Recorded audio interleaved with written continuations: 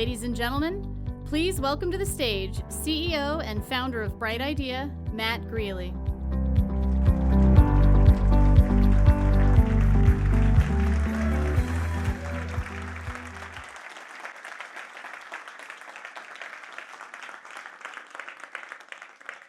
Good morning, everyone, and thank you for joining us today. Maybe we can take my mic down a bit.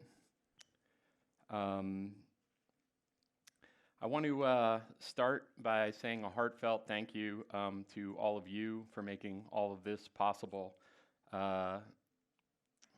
19 years ago, Brightidea was just an idea in a board engineer's head, and now you can look at what this community has blossomed into.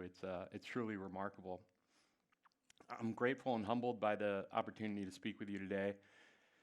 And I want you to know that we take this very seriously. We really put a lot of time into it, and we really try and not just designing our tools and our software and the event, but into our point of view, into our ideas, into our ways of looking at the world. And we spend a lot of time trying to distill all that down and get it right, make sure all the pieces fit. And we see it as a kind of gift to you, a gift from us to you, so that once a year at Synthesize, when we have this opportunity to come together, we can give you our best, give you the best of what we have to offer to prepare and equip you for the future. So thank you for this opportunity to speak with you today, and thank you for your support of Brightidea over the years. I'm going to ask two favors today. The first favor is to keep Synthesize cool. And what I mean by that is that what it means to me is anyone can talk to anyone. If this is your first time here, reach out, introduce yourself to a couple people. I think you're going to find them very friendly. All you have to say is, hey, my name's Matt. What's your connection to innovation management? And you'll probably get more than you bargained for out of the conversation. But I promise you'll get some fascinating conversations. And if you've been coming to our events for many years, then great. Be an ambassador, look around, help people out, make sure everyone's having a great time, and it's great to see you again. This is the best way I know to have a great event and make sure everyone feels included. So my talk today breaks down into 5 pieces. I'm going to start with a personal story, and then I'm going to move into how we see the world, what we're doing to support you, an update on the business, and just some programming notes on the event. So, a personal story. About 4 months ago, on June 14th, around 4 p.m., I received a text message that would change my life forever. I was sitting in a meeting in our San Francisco office, wrapping up, and my phone buzzed, and I flipped it over, and Sarah was 6 months pregnant at the time, and at a routine checkup with her doctor, they found that she had high blood pressure, unusually high blood pressure, and they told her she had to go immediately to the hospital and get checked in. Her condition is something called preeclampsia, and it can be fatal to the mother and the unborn child if it's left untreated. So over the next month or so, Sarah was forbidden to leave the hospital and was subject to a barrage of tests and monitoring and a bunch of medications to keep her blood pressure under control. When our son Jackson finally came a month later, it was a full 2 months before his due date. This is not the picture you hope to see on what's supposed to be the happiest day of your life. He was covered with tubes and wires and sensors, and so tiny and so thin and so fragile. There were some really difficult moments for me in the hospital. It's painful to see the people that you love the most suffering, and there's really nothing you can do about it. During one of the long nights in the hospital, I was feeling frustrated and tired and scared, and I had to step outside of the room and walk out into the hallway to compose myself. And I was just feeling really alone and powerless and out of my element. And then I came around a corner and I looked up and I saw this. And I said, hey, I know what that is. That's a grassroots innovation program. And they're engaging the nurses and the staff in innovation, and they're trying to find better ways to serve their patients. And I looked up in the top right corner, and there's this problem-solving sheet, and they were like, doing problem solving, looking at root cause analysis, et cetera. I looked over on the other side, and they were trying to optimize a key metric, and trying to get help from the nurses on that. And I thought, these are my people. I'm home. So for the first time in probably weeks, I cracked a small smile in the hospital. And even in the hospital, I realized they recognize they can't keep doing things the same way they've done them for 100 years. They have to innovate. They have to keep moving forward with progress. So I also looked back and said, sure, it's a paper-based initiative, and they're probably doing these charts in Excel and stuff like that. So it's not perfect, but they are in fact actively managing innovation, and that alone is a big first leap for a lot of organizations. People have to have a place to go with their ideas to improve things, and it looked like they were getting some pretty good results. So kudos to the folks in the hospital. So for the first time in weeks, I sort of, felt a little bit lighter on my feet.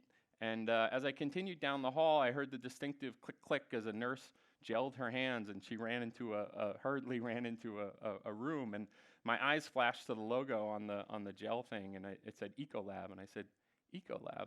I think that's like a new customer that John and Cameron just brought to Brightidea. I was like, that's kind of cool that they're here. And I walked a little further down the road, down the hallway, and I saw this workstation, and it's an HP workstation, also a customer, and that's where the nurses were logging all the events that happened with Sarah and Jackson. And when I came back to the room, I saw Clorox, who you'll hear from later today. Their disinfectant wipes were there. And even the machine that was monitoring Sarah's blood pressure was manufactured by GE. And I had this sort of profound experience. I came to realize I wasn't alone at all. I was walking on this sort of golden path and enchanted path, and all my friends were there, and they were just trying to help my family get well.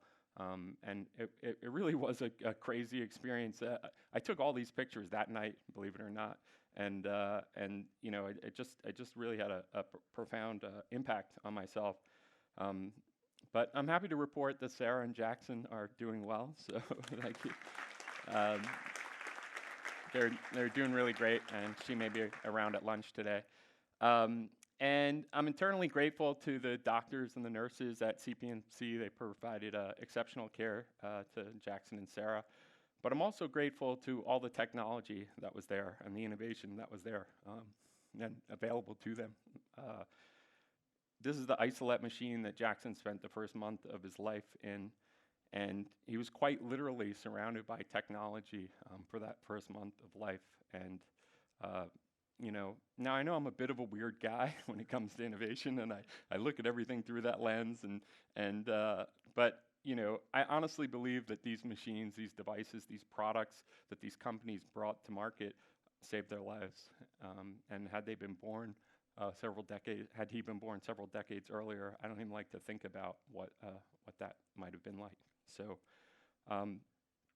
everyone here knows how hard innovation is. You have to fight the fight. You have to get budget. You have to build things, and each one of these devices, sensors, products, were once just an idea in someone's head, and somebody fought to make that a reality. Somebody fought to bring that idea into the world. So I really appreciate that people were willing to fight those fights. Someone had to design it, build it, test it, sell it, market it, buy it, deploy it. That's the only way that it even gets to touch my life as a end patient. And someone at each of these companies has to keep the flame of innovation alive. Someone has to be committed to not letting the company go the way of Kodak, or I just heard Sears is filing for bankruptcy. Somebody has to keep that flame alive. And every one of those steps required risks and hardships, and I'm damn glad that those people were willing to fight those battles. because I was just so grateful to that those products were there when my family needed them. Sometimes we don't realize how good we have it, just being alive in 2018. So 2 years ago, I stood on stage at Synthesize, and I was looking for charts to kind of show everyone what I felt that innovation had the power to make the world a better place. And this is a chart of infant mortality rates. You can see it's fallen precipitously. It's basically gone from, what are my numbers here, 10% of babies dying in their first year to less than 2% of babies dying in their first year. And it's as if there was this vast global conspiracy of inventors, of innovators, of companies that were all focused on driving down this KPI of babies surviving to see their first birthday. I had no idea at the time how personally I'd be touched by this experience, but less than 24 months later, I was right on the firing lines of that war that we're fighting. So I don't tell this story just because I feel like I'm the luckiest guy in the world because Sarah and Jackson are okay. And I don't tell it just to show off baby pictures like any proud father would, although that's true too. But I tell this story because I believe it speaks to the reason we're all here. And I think it's what this community stands for at its core, and that is that innovation is too important to be left to chance. We can't just let days and weeks go by. We can't just let budgets slip. We can't just like maybe figure it out next year, because there are real consequences to this. And we stand on the shoulders of giants who've gotten us to where we are, and it's our job to pass that baton forward to the next generation. So,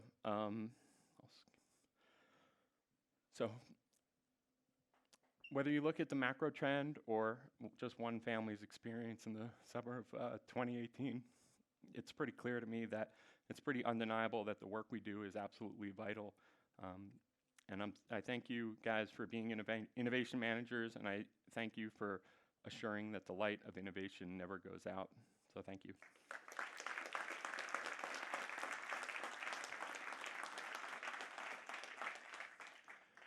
Okay, next I'm going to talk about how we see the world and how we see your role in it. So I'm going to start by talking about an academic that I really appreciate, someone I've followed for several years. She's a professor at the London School of Economics, and her name is Carlotta Perez. And, Carlotta is interesting because many academics have studied market bubbles, financial bubbles, and collapse. And other academics have studied technological revolutions that have rolled through society. But Carlotta's one of the few that bring those two disciplines together, bridges those disciplines, and I think she's the best. So I want to give you just a quick overview of some of her thoughts and tell you why I think they're relevant. She points to 5 major technological revolutions that have occurred over the past 250 years, starting in 1771 with the Industrial Revolution, 1829, the age of railways and steam, 1875, we electrify our cities and towns, 1908 is the start of the automobile, and then 1971 is the revolution that we're living through right now, the age of the computer and the internet. And these revolutions didn't just create new industries, they created the potential to transform all existing industries. So they provided a quantum leap in innovation potential for every single industry, every single activity, every single organization on the planet. And they basically found their way into every aspect of life and brought about massive change, this technological change, economic change, social change. And prior to the automobile, if grandma lived in another state and you said, we're going to go visit grandma for the day, she's 100 miles away, that would be ludicrous. That would be unthinkable. How you don't have an automobile, how are you going to get 100 miles away and just go for a day? But post-automobile, that's common sense. Sure, you're just going to go see grandma. That's how profoundly these technologies change everything we know as sort of common sense.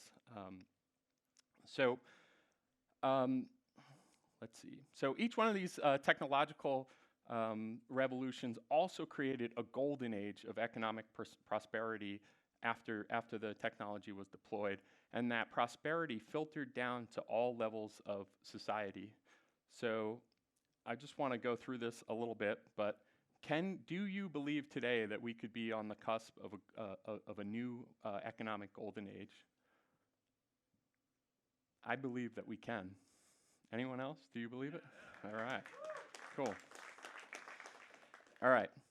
Now, I know some of you may be thinking, well, this doesn't really feel like a golden age. We've had crashes and economic troubles and inequality is out of control, and you'd be absolutely right in that.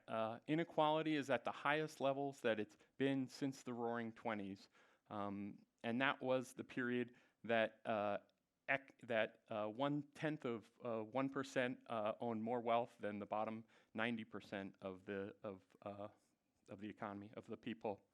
But the beauty of Ms. Perez's research is not that this is shocking. It's not that it's a surprise that we're struggling with these things. It's that it's actually a repeatable pattern, that this pattern has played out 5 times in history, and we're living through it again. So I just want to walk through this briefly. You can see here the 5 revolutions that I listed above. And in each case, there was a run-up, a crash, and then a slow build back up. And the classic bubble, bust, and boom cycle. And what I think is interesting about that is that what happens is when investors see the potential of these new technologies, they want in big, and they basically in the age of railways, somebody laid a rail track from a coal mine to London, and they took the price of coal down 50%. And when investors see that type of stuff, they're like, this changes everything. This is a game changer. Like, the world will never be the same. And they just pour money in. And that money, it comes in faster than the technology can actually be deployed into society. So that money comes in, and it boosts up asset prices until they can't get boosted anymore, and then you have a crash, and that leaves the people, basically disillusioned and disenchanted before the technology was ever fully deployed to society. So they over-speculate, if you will, and the bubble goes up and it comes crashing down. Sorry, my slides are lagging here a bit. But in the second half of the cycle, the economy slowly gathers itself back together, and it starts really deploying those technologies, and it achieves massive productivity gains, massive, unthinkable productivity gains when the technology is fully deployed. So, and that's what spawns the new golden age.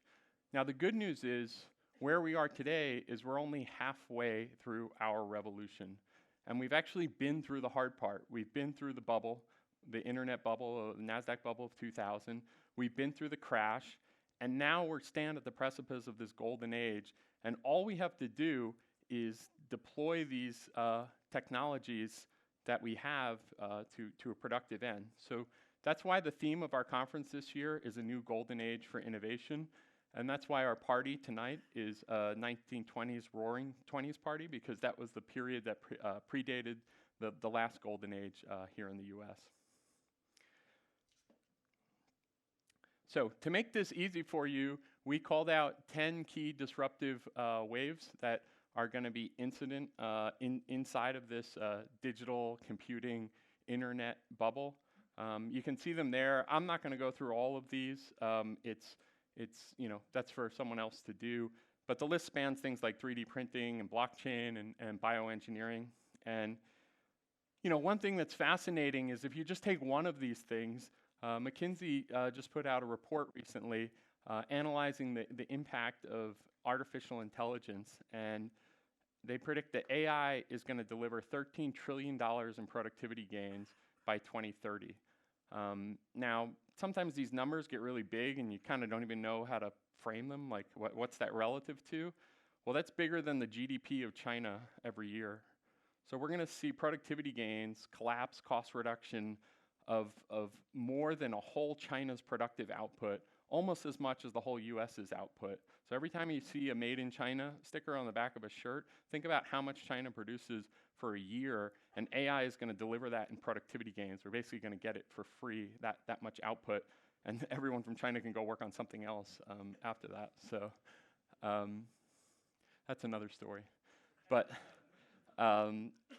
there is another story that I'll tell, but the tractor, people in the press, they get all hyped up about, oh, AI is going to kill all these jobs, what's going to happen to the Uber drivers, and we've seen this story play out before. When the tractor was first invented, somewhere upwards of 70% of the U.S. was involved in agriculture as their job, and the tractor came in, and yeah, it killed their jobs, but those people didn't go away. They didn't become poets.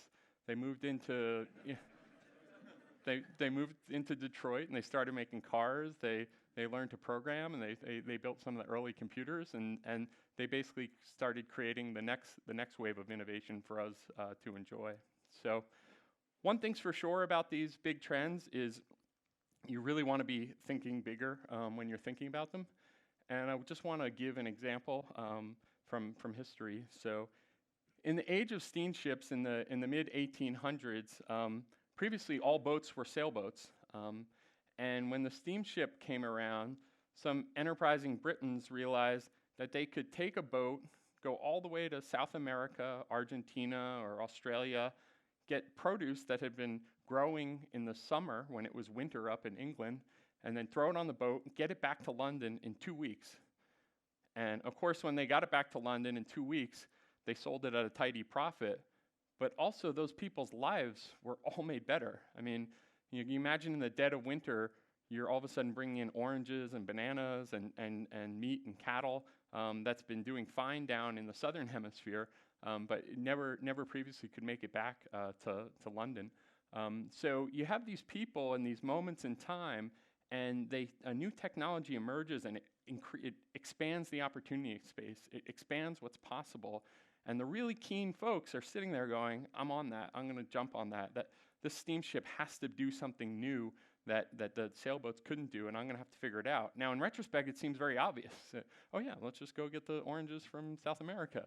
But in reality, that was not even in people's view at the time. It was that was just a world away, and no one was really even thinking about that. So again, you have these breakthroughs that are sort of inconceivable in the prior paradigm.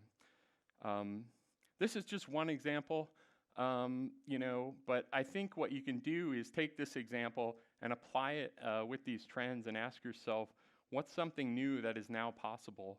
And what are some assumptions that are no longer valid about what is impossible? Of course, Elon Musk is a great example of this, but I think there's thousands and thousands of things. These are massive waves of disruption. Artificial intelligence is going to bring $13 trillion of productivity. That's $13 trillion of applications of that technology to bring massive productivity. And when it comes, it's not going to all go to the rich. The historical record shows that wealth is going to trickle down through all levels of society.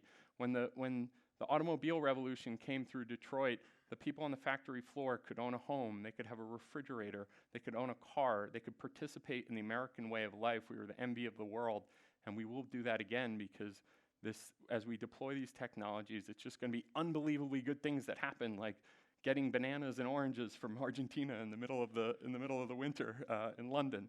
So it's pretty cool. You guys are in an awesome spot to take advantage of that. So when I look ahead, sorry, what is this?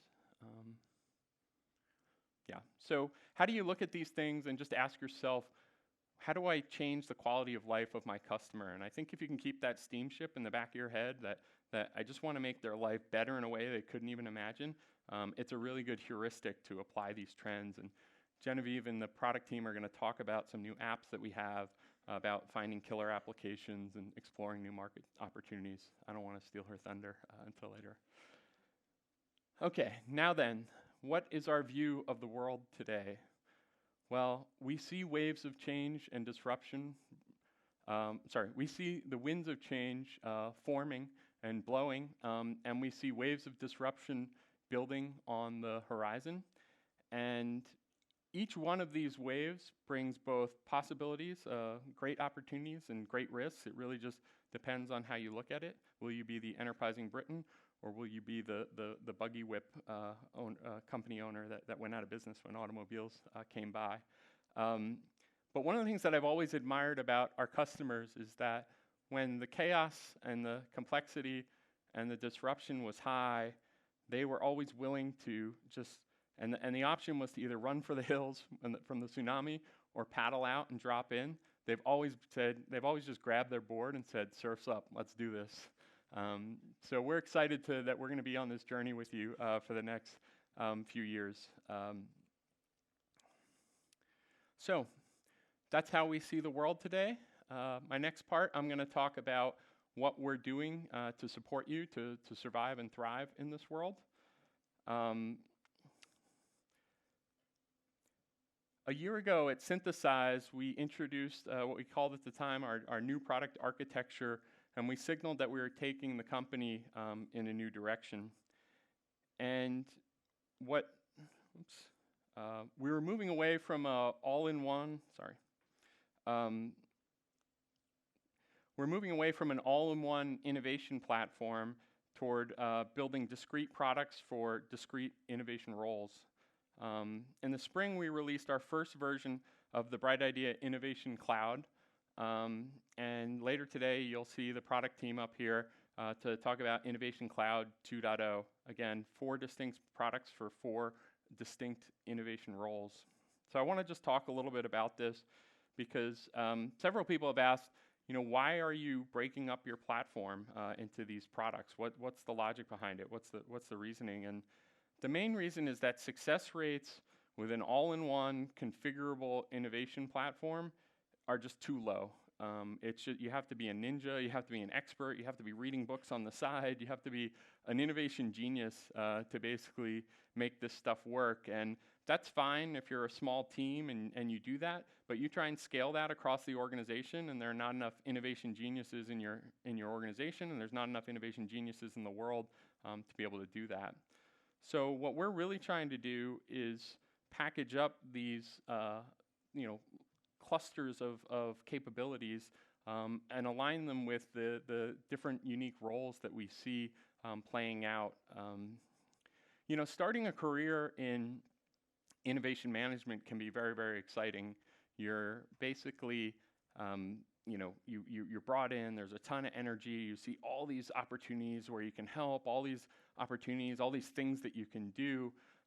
But in our experience, the teams that spread themselves too thin, they really, they tend to get themselves into trouble. They kind of just, they try and do too much. They're kind of using one person to do 5 jobs,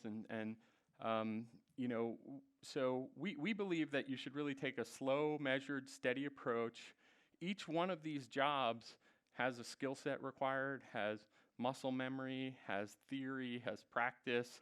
That's why we draw these halos around the people. It's not just the person, and it's not just the software. It's the expertise required to be successful. And if one day you're doing a problem-solving challenge, and the next day you're doing setting up an open innovation portal, like you end up never getting good at any of it, and you don't deliver the value back to the business. So we felt the strongest way to convey our point of view, and we do have a strong point of view that's been developed over these past 2 decades, was to just render it into the product. Just jam it into the product and let it not be something you can ignore. It's going into our products, it's going into our pricing across the board. We don't want people to be stuck in a place where they're being asked to do 5 jobs with one person. It's not fair to them, it's not fair to the organization that's sponsoring them. So just to be clear, nobody told us to do this. There were no textbooks that said this is how it's done, and we just thought long and hard about what the biggest problem that our customers were facing, and we decided that this is our solution. And this wasn't the easiest thing to do. Some of our existing customers may actually end up paying less if they can get by with a programs license instead of a full platform license.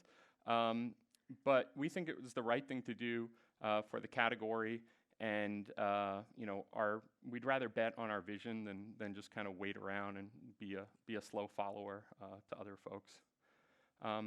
We look forward to hearing your feedback on this. As always, it's a partnership, it's a collaboration, and we will be all ears today, and working through this with you as companies come up for renewal or new customers come in. Cool. So I'm going to talk a little bit about where we're going for the future. Again, what we're doing for you guys to set you up for success. The first topic, just briefly, is really thinking about the platform as a much more open system, thinking about APIs, thinking about integration, and thinking about how third-party services and data sources can actually touch the ideas that are in the platform, and they can augment the ideas, and they can analyze the ideas, and they can integrate with the ideas. So you're going to see a little bit of this later today in the product presentation, but we think this is just the beginning. When we first started, it was cool. It was a big idea just to make an idea a database object. It was just, okay, we're going to put each individual idea as an object in the database. People were like, what is that all about? And I think the next major phase shift and transition is opening these ideas up as a programmable object with an SDK where third-party services can hook in and basically expand the idea without any human being even touching it or looking at it. This is the roadmap that we laid out years ago, our master plan, and I think we're tracking pretty nicely. We're about 2/3 of the way to the 3-year mark, and I think we're doing pretty well. The plan was always to win at innovation management, then win at digitally transformed R&D, and then build public internet marketplaces and exchanges for innovation. You see people playing throughout these three horizons, but we believe that this sequencing is the proper sequencing, because if you're just trying to build a marketplace like Innocentive or 9 Sigma, you don't really have the relationships and the data connection with your customers to know what they're looking for. So we think it's better to have all these amazing customers and then be able to leverage that relationship and when we go to build marketplaces and exchanges. Our long-term vision is basically to make innovation on demand. So, so whether you're looking to solve a problem, whether you're looking for the next big thing, whether you want to transform your organization, the second you hit this button, crowds are going to get enabled, ideas are going to come streaming from around the globe. We call it innovation at the speed of light. Now this is a vision, this is the promised land. We're not quite there yet. We get a little closer every year, and we know that there's a massive control room and mission control behind that's required to make that button work. But this is where we think things are heading. We're going to have to we're going to have to manage the crowds. We're going to have to map the processes. We're going to have to capture business impact. But I can almost see that all these individual apps and products interconnecting, and innovation truly becomes the vital activity of the organization. Ideas become the critical resource, and you can manage them all to the advantage of the organization. So just catching up. So the big picture of what we're trying to do here is give you everything you need to shred the waves of disruption.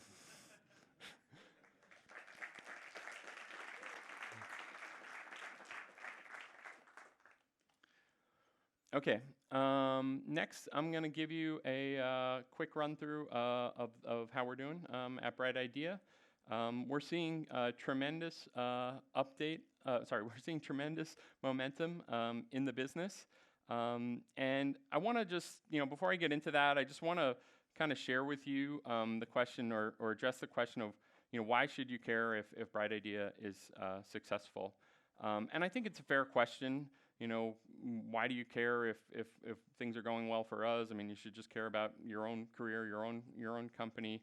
And it's a fair point, but software markets are funny things, and Due to network effects and switching costs, they often end up being winner-take-all scenarios. So if you think about MySpace versus Facebook, you can make an argument that MySpace was, I don't know, 80 was second place to Facebook. But MySpace isn't 80% as good as Facebook. MySpace is like 8% as good, or 1% or 0%, right? Like, there are these massive power law dynamics in effect, and when one platform demonstrates leadership, there's a consolidation around it, and there's really no room for second place. So our success has always been dependent on the success of our customers, and now in some way your success is now tied with ours. So I think that I think it's important to say this because if Brightidea can become the clear and away leader, then it becomes easier for us to recruit world-class engineers and designers to get you all those features you keep asking for. It becomes easier to attract capital. It becomes easier to find great partners. And just in general, it sort of kicks off this virtuous cycle that can really set the company apart. So if this happens, you have our total commitment that we will continue to give you the best platform for corporate innovation management on the planet. So I'm going to run through just a couple key metrics to tell you how we're making out with the business. So as I mentioned, we're seeing tremendous momentum in the business. Brightidea is now the #1 customer-rated idea management platform on G2 Crowd.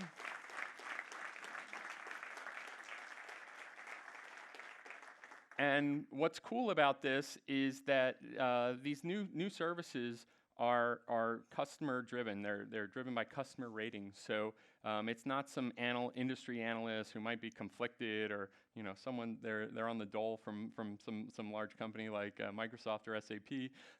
It's just actual customers, actual users sharing their experiences. And so thank you for everyone who's offered to do a review for us. We really appreciate this, and it sends a great message to the market. So thank you.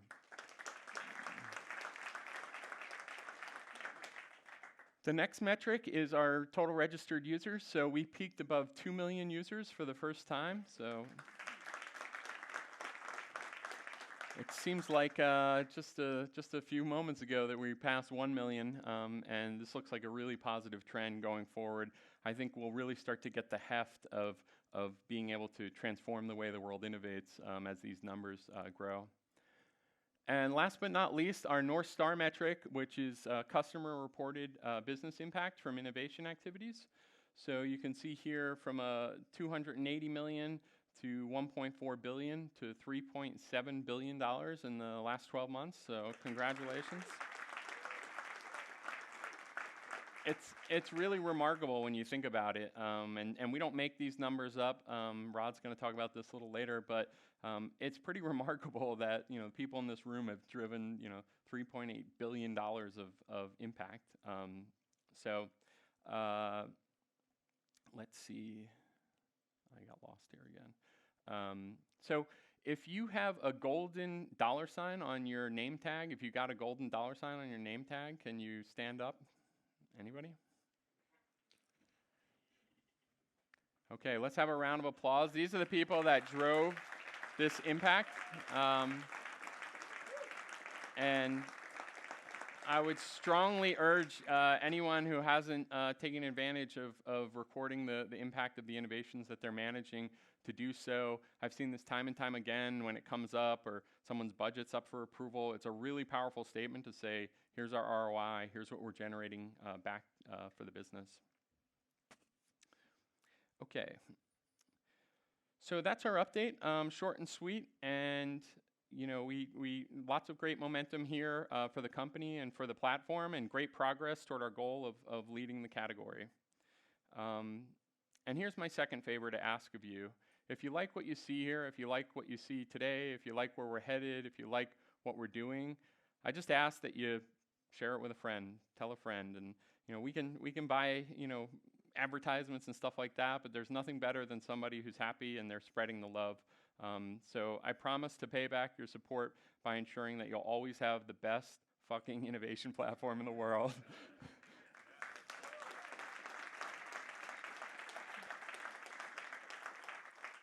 Okay.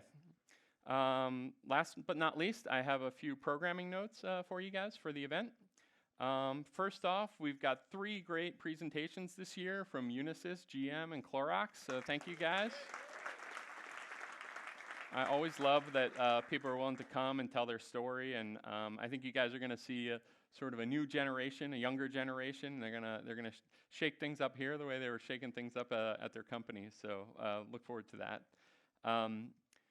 Let's see. After lunch, we've got a lively conversation with Naveen from Clorox, and we're going to talk about how they've taken this 100-year-old company and brought it to the vanguard of open innovation and innovation ecosystems. So looking forward to that conversation. And as I mentioned earlier, Genevieve and the product team will be here later to show you the new release of the Brightidea Innovation Cloud 2.0. Some really exciting stuff, so look forward to that. So last but not least, I just wanted to say, oh, sorry, there's a couple more things here. We've got workshops on day 2, so that's going to be great. We've got a couple. This is the first time for us to bring in some partners, and you might have seen them at breakfast. Friends and partners that are doing some really cool stuff, and we just thought it was cool to let you guys see that. So please go by, check them out. They're not vendors, they're friends, and you can talk to them. They're cool people, and say hello and just ask them what they're up to. I think you're going to hear some pretty cool stories. Okay, let's see. Continuing our tradition of sort of offering a cultural experience as part of the event, we've persuaded the museum to open up the Magritte exhibit upstairs. And Magritte is a really interesting artist to have access to as part of our event, because he not only was a surrealist, but he was a conceptual artist. And what defines conceptual art is that the idea is more important than the technique or the aesthetics or the materials. So if you go up there, you'll see things where he's just like playing with what is possible. And I think about this as sort of 80 years or 100 years before Photoshop. He was doing things that now people do in Photoshop, and just kind of like plays with your mind a little bit. And it's fascinating that before him, no one had ever thought to do this. People would do representative paintings or impressionist paintings, but no one ever really did these conceptual, art. So The Son of Man is probably his most famous painting, and it's under private ownership. So I'd recommend just going. It's worth the effort to go up to the 4th floor, excuse me, just to see that. And even if you're not an art fan, you can later say, hey, I saw that painting in person. So also a tie-in with our 20s and Golden Age theme, because Magritte was painting in the 20s and through the 60s. So, we do also have this Roaring 20s party. So hopefully many of you have brought costumes. They're safely checked at the coat check.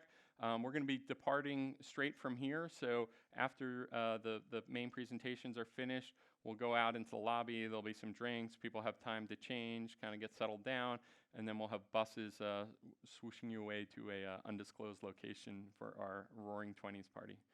We'll party like it's 1929. So I've got one closing thought, and then we can kick this whole thing off. Thank you guys for listening. Thank you for coming. Thank you for doing what you do, for making more innovation happen, because I believe the world needs you now more than ever. And when I come to Synthesize and I meet the people here and I chat with them and I talk and I learn from them and I'm inspired by them, it just fills me with gratitude, and hear what they're saying, hear how they're changing their companies. It really makes me happy. But more than anything, it allows me to look into my little guy's eyes and know that we're doing everything in our power to make sure that he inherits a better world than we did. So thank you, and have a great Synthesize.